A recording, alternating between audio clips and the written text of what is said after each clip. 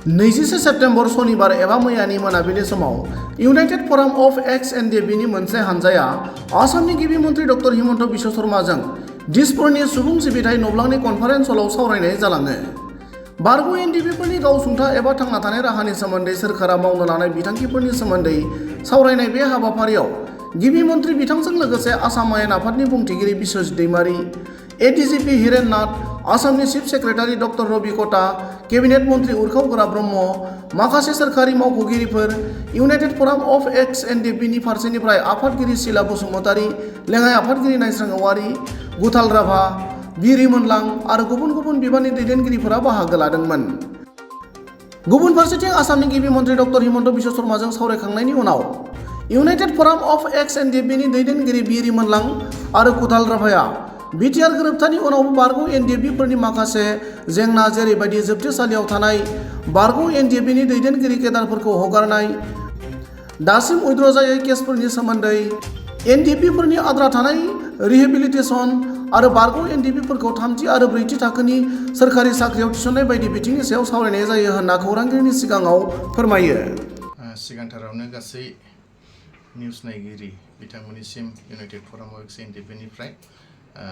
गाहाम हामलायनायखौ बावहरग्रोनाय थाबाय। दिनै जोङो बे निउसाव फैनायनि जाहोनानो जाहैबाय दिनै इउनाइटेड फराम अफ एक्स एनडिएफबि आरो आसामनि गिबि मन्थ्रि मानगोनां डक्टर हिमन्त बिश्व शर्मा सारजों जोङो जोंनि माखासे प्रब्लेमफोरखौ लानानै जोङो सावरायनाय जादों। आरो बेनि सिगांनो जों बुंनो लुबैदों जि मैयासो भुटाननिफ्राय गबोनाय जोंनि लोगोफोर सा 6 बिथांमोनखौ जोङो इउनाइटेड फराम अफ एक्स एनडिएफबिनिफ्राय बरायनानै लाग्रोयो। दायो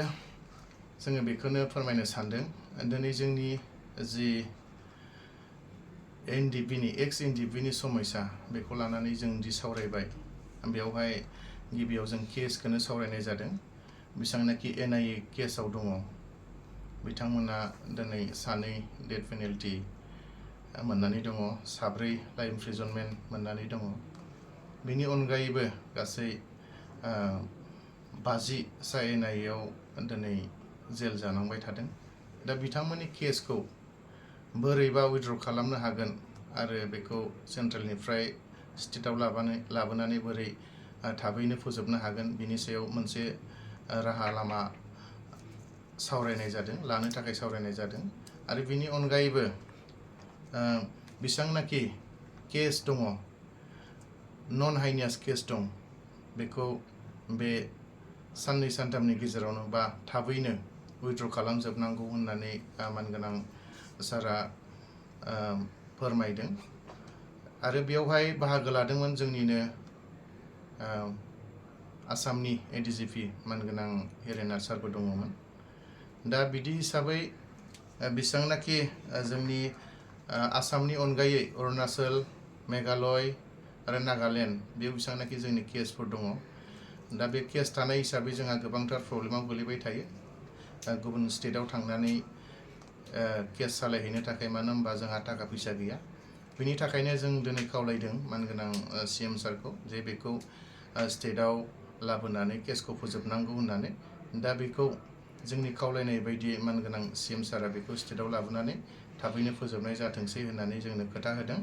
बेनि अनगायैबो मार्टियासनि जि एक्स ग्रेसियानि जि भेरिफिकेसन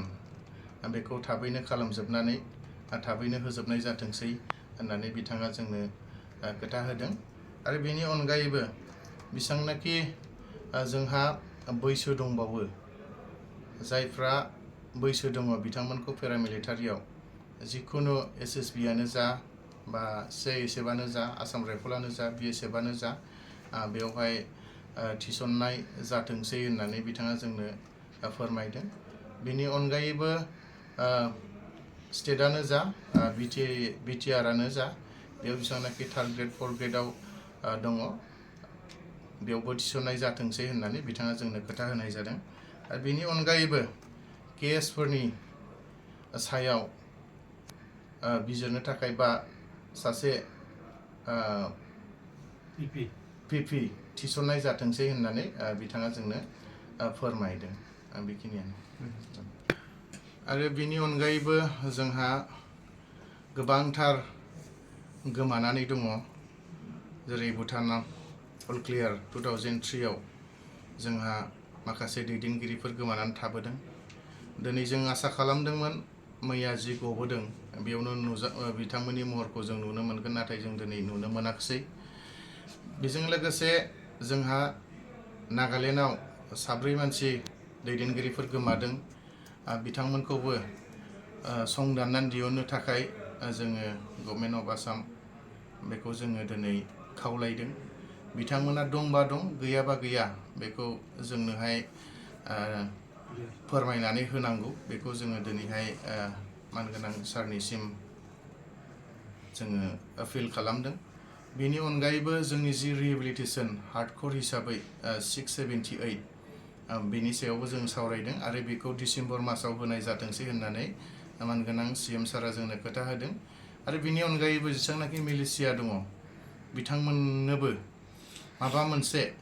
स्किमनि गेजेरजों माबा मोनसे आसनिनि गेजेरजों बेखौ सुफुंनाय जाथोंसै होननानै दिनै मानगोनां CM सारा जोंनो खोथा होदों आरो दिनै बेफोर जेसेबांनाखि सावरायनाय जादों जेसेबांनाखि मोजां मिटिं जादों जों मालाबाबो मोनफेरनो हायाखैमोन बेनि थाखाय जोङो मानगोनां chief minister doctor Himanta Biswa Sharma सारखौ इउनाइटेड फराम अफ एक्स एनडिएफबनिफ्राय हाजासे हामबाय होनो बेजों लोगोसे जि जोंखौ मानगोनां डक्टर हिमन्त बिश्व शर्मा सारनिसिम लांदों लामा दिन्थिगिरि मानगोनां जोंनिनो आसामनिनो स्पिकार एसेम्ब्लिनि स्पिकार मानगोनां बिश्वजित दैमारि सार बिथांखौबो जों हाजासे हामबाय होनो मानो होनोबा बिथांनि दैदेननायावनो दिनै जोङो चिफ मिनिस्टारजों बेफोरनि सायाव जों गुवारै सावरायनो हादों आरो बिथाङाबो बे सावरायनायाव बाहागो लादोंमोन बेनि थाखाय बिथांखौबो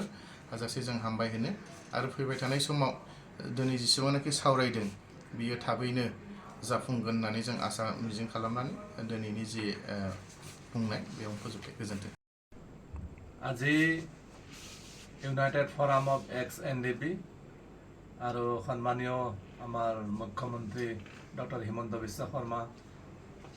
মানে অসম চৰকাৰৰ লগত গুৰুত্বপূৰ্ণ আলোচনা হৈ যায় আজিৰ আলোচনা খুবেই মানে ফলপ্ৰসূ হৈছে আৰু আমাৰ যিবিলাক সমস্যা আমাৰ যিখিনি কেছ উইথড্ৰল কথা আছিল এই কেছ বিষয়ে আমি আলোচনা কৰিছোঁ তাৰপিছত আমাৰ যিখিনি NIA কেছ বৰ্তমান বিচাৰাধীন অৱস্থাত আছে সেই বিষয়ে আমি আলোচনা কৰিছোঁ আৰু যিটো নেকি পুনৰ সংস্থাপনৰ যিটো ব্যৱস্থা এই পুনৰ সংস্থাপনৰ বিষয়ে আমি আলোচনা কৰিছোঁ আৰু শ্বহীদ পৰিয়ালবিলাকে যিখিনি এছগ্ৰেচিয়া পাবলগীয়া আছিল সেই বিষয়টোৰ ওপৰত আমি আলোচনা কৰিছোঁ আৰু অলৰেডি যোৱাকালি আমাৰ 6জনকৈ সদস্য ভূটানত যে কেছত মানে জেলত আছিলে সেইখিনি সন্মানীয় আমাৰ মুখ্যমন্ত্ৰী মহোদয়ৰ নেতৃত্বত ভূটান চৰকাৰলৈ যে জাননী পঠিয়ালে তাৰ পৰা যোৱাকালি 6জন আমাৰ সদস্য মুক্তি হ'ল তাৰপিছত এই আমাৰ চুবুৰীয়া ৰাজ্য নাগালেণ্ড অৰুণাচল মেঘালয় পশ্চিমবংগ এইবিলাকৰ যিখিনি আমাৰ সদস্য আজিও মানে কেছত আছে সেই কেছবিলাকৰ বিষয়ে কেছখিনি কেনেকুৱা মানে নিষ্পত্তি কৰিব পাৰি সেই কেছ নিষ্পত্তিৰ বিষয়ে আমি আলোচনা কৰিছোঁ আৰু আমাৰ চাকৰি বাকৰিৰ ক্ষেত্ৰত আমাৰ ৰিক্ৰুইটমেণ্ট স্পেচিয়েলি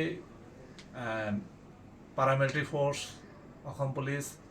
ইয়াত মানে ৰিক্ৰুইটমেণ্টৰ বিষয়ে আমি কথা পাতিছোঁ আৰু 3rd গ্ৰেড 4th গ্ৰেড চাকৰিৰ বিষয়ে আমি কথা পাতিছোঁ এই গোটেইখিনি মিলাই